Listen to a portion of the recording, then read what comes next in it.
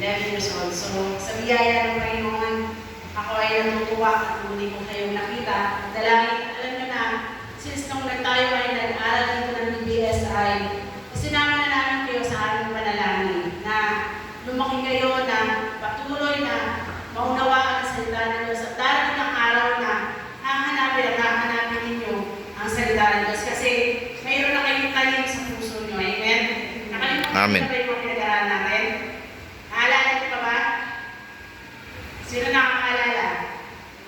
I know na kahit na sandaling panahon lang yun ay may ginawa ang Diyos sa buhay mo at yung salita ng Diyos ay tumimo sa puso ninyo at narinig ninyo at until now ay naaalala ninyo. Amen?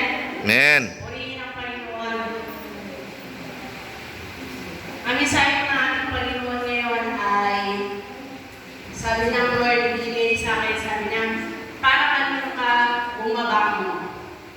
Tanong niyo nga po yung katabi niyo, para kanino ka bumabangon?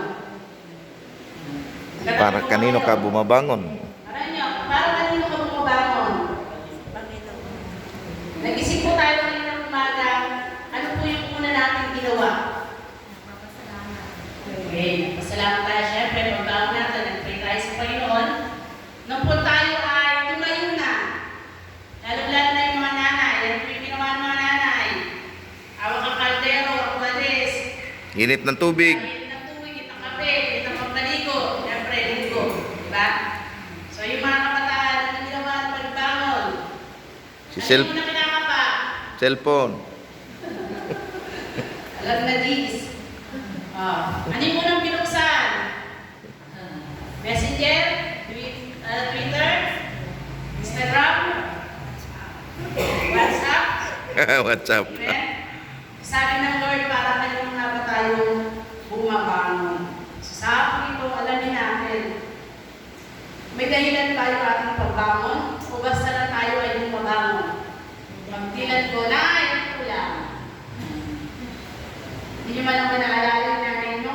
Kung nag-mumug na yan, kung nag-toothbrush na yan. Amen?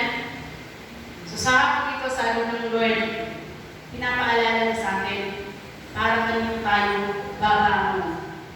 Para kanino tayo bumabangon. Iba't ibang dahilan ang ating pagbangon. Mula pa lang yung bata, pag yan nagising, ano mo nang hinihingi? Dede. Diba? Nung iyan ay naging medyo may isip-isip na, elementary na, pag nagising niya sa umaga, ano na muna tanong sa nanay? Nay, ulam. Tama-tama. Sabi niya ate, ulam. Nay, anong ulam? Nung nag-high school na yan, ano nang tanong sa nanay? Baon. Baon, ulam to. Nung nag-college na, ano nang hinihingi? Nay, pambayar ko na tuition ngayon. Nay, may tour kami. Ano pa? Nay, may kami field trip. Meron po kayong nag-asawa na. Mga nanay, may mga asawa. Ako, wala pang asawa yan ako eh. Mga nanay, tatay na may asawa na. Ano po yung sinasabi ng anak nyo? Pag umuwi sa inyo, Pahingin ng pambiling bigas. walang gatas, mga kumo. Ay, wala akong bigas, wala akong sasayang mamaya. Walang bigas. Amen? So, imagine niyo mga youth, yung